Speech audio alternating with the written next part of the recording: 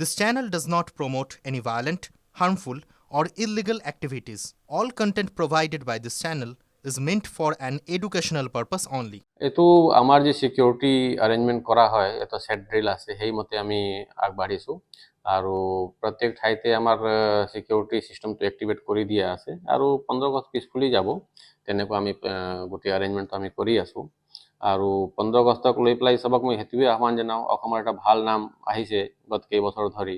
আৰু হেৰি নামটো ভালকে সবে বজাই ৰাখক আৰু তাতে সবৰে সহযোগিতাৰ আমি আহ্বান কৰো আইনৰ পালন কৰিব লাগে আৰু আইনগতভাৱে যি প্ৰভিজন দিয়া আছে সেই মতে সবে আগবাঢ়িব লাগে সেই হিচাপে আমি সবক ইনষ্ট্ৰাকশন তেনেকুৱা দিয়া আছে পুলিচ হেডকোৱাৰ্টাৰৰ পৰা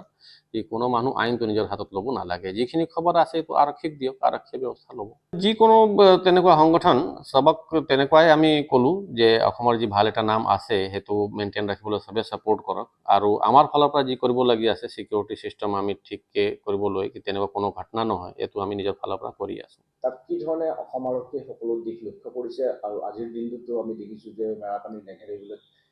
এভিকশ্যন চলি আছে আইন শৃংখলাৰ দিশটো কি ধৰণে আপোনালোকে লক্ষ্য কৰিছে য'ত ইভিকশ্যন কৰা হয় সব ঠাইতে আমি তেনেকুৱাকে